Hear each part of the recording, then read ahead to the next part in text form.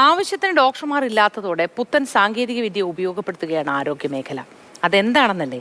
രോഗം നിർണ്ണയിക്കാൻ AI റോബോട്ടുകളും കളം പിടിച്ചു.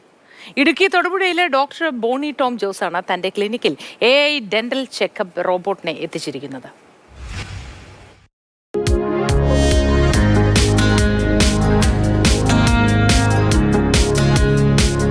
AI സാങ്കേതിക വിദ്യയുമായി ബന്ധപ്പെട്ട രാഷ്ട്രീയ ചർച്ചകൾ നടക്കുന്ന സമയമാണ്. പക്ഷേ ഇതിനകം തന്നെ AI അറിഞ്ഞോ അറിയാതെയോ നമ്മുടെ ജീവിതത്തിൻ്റെ എല്ലാം ഭാഗമായി കഴിഞ്ഞു. ഇപ്പോൾ വൈദ്യശാസ്ത്ര രംഗത്ത് കൂടി AI വന്നിട്ടുണ്ട്. പക്ഷേ അത് നമുക്ക് പ്രകടമായിരുന്നില്ല. ഇപ്പോൾ പ്രത്യക്ഷമായി തന്നെ ആ സാങ്കേതിക വിദ്യ എത്തുകയാണ്. ഇപ്പോൾ തൊടുപുഴയിലെ ഫേസ് വാല്യൂ എന്ന് പറയുന്ന ക്ലിനിക്കാണ്. ഇവിടെ AI സാങ്കേതിക വിദ്യയുടെ ഒരു സംവിധാനം ഒരുക്കുകയാണ്. എന്താണെന്ന് ഡോക്ടർ ജോസ്റ്റോം വിശദീകരിക്കുക. എന്താണ് ഡോക്ടർ ഈ സംവിധാനം? ഇത് AI സാങ്കേതികവിദ്യ ഉപയോഗിച്ച് പ്രവർത്തിക്കുന്ന ഒരു ഡെൻ്റൽ സ്ക്രീനിങ് അല്ലെങ്കിൽ ചെക്കപ്പിനുള്ള ഒരു റോബോട്ടാണ്. വളരെ സിമ്പിളായിട്ട് ഒരാളുടെയും സഹായമില്ലാണ്ട് ഒരു യന്ത്രസഹായത്തോടു കൂടി നമ്മുടെ ഡെൻ്റൽ ചെക്കപ്പ് വളരെ നിസ്സാരമായിട്ട് 2 മിനിറ്റിനുള്ളിൽ പൂർത്തിയാക്കാൻ സാധിക്കുന്ന ഒരു റോബോട്ടാണിത്. ഇതിനുള്ളിൽ ഏറെക്കുറെ 5 ലക്ഷത്തോളം വിവിധ ദന്തരോഗാവസ്ഥകളുടെ ചിത്രങ്ങൾ ശേഖരിച്ചിട്ടുണ്ട്. അപ്പോൾ ഇതിന് മുന്നിൽ ഒരാൾ വന്ന് നിന്നിട്ട് അദ്ദേഹത്തിൻ്റെ ചിത്രങ്ങൾ ഈ റോബോട്ട് രേഖപ്പെടുത്തി കഴിഞ്ഞാൽ ഇതിനുള്ളിൽ ശേഖരിച്ചിരിക്കുന്ന ചിത്രങ്ങളുമായിട്ട് താരതമ്യം ചെയ്ത് അനലൈസ് ചെയ്ത് അതിൽ നിന്നൊരു പൂർണ്ണമായ റിപ്പോർട്ട് ഉണ്ടാക്കുകയാണ്. ആ റിപ്പോർട്ടിൽ ഇവരുടെ വായ്ക്കുള്ളിൽ ഉള്ള രോഗാവസ്ഥകൾ കാണിക്കുകയും അതിൻ്റെ ചികിത്സകൾ എന്തൊക്കെയാണെന്നുള്ളത് നിർദ്ദേശിക്കുകയും അത് ചെയ്തില്ലെങ്കിൽ എന്തൊക്കെ ഭവിഷ്യത്തുകൾ സംഭവിക്കാം എന്നുൾപ്പെടെയുള്ള കാര്യങ്ങളെല്ലാം ഉൾപ്പെടുത്തിക്കൊണ്ട് ഒരു റിപ്പോർട്ട് അവരുടെ വാട്സപ്പിൽ തന്നെ കിട്ടും.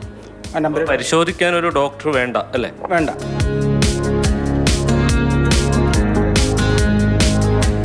ഈ റോബോട്ടിൻ്റെ മുന്നിൽ വന്ന് നിന്നിട്ട് പേരും ഫോൺ നമ്പരും കൊടുക്കുന്നതോടുകൂടി നമ്മളിതിൽ രജിസ്റ്റർ ആയി.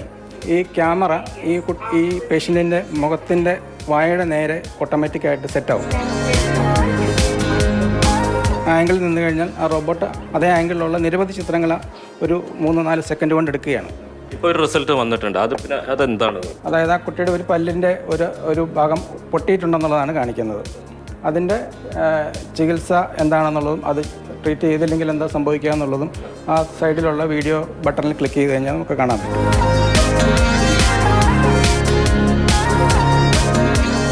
ഇനി മറ്റൊരു ആംഗിളിലുള്ള ചിത്രങ്ങളാണ് ഇനി രേഖപ്പെടുത്താൻ പോകുന്നത്. 3ാമത്തെ ആംഗിൾ. ഇങ്ങനെ 3 ആംഗിളിലാണ് ചിത്രങ്ങൾ രേഖപ്പെടുത്തുക.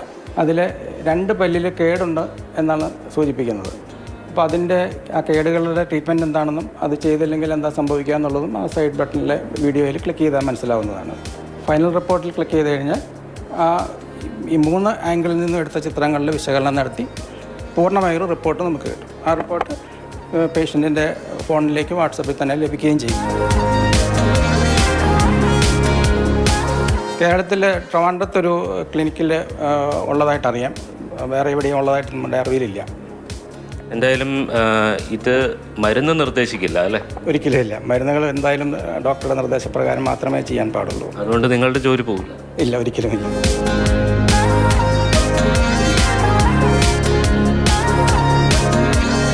എന്തായാലും തൊഴിൽ നഷ്ടം ഉണ്ടാകില്ലെന്നാണ് ഡോക്ടർ തന്നെ അവകാശപ്പെടുന്നത്. തൊടുപുഴയിൽ നിന്ന് വിനു കാഞ്ഞിരപ്പള്ളിക്കൊപ്പം ജെയിനസ് രാജു, മാതൃഭൂമി.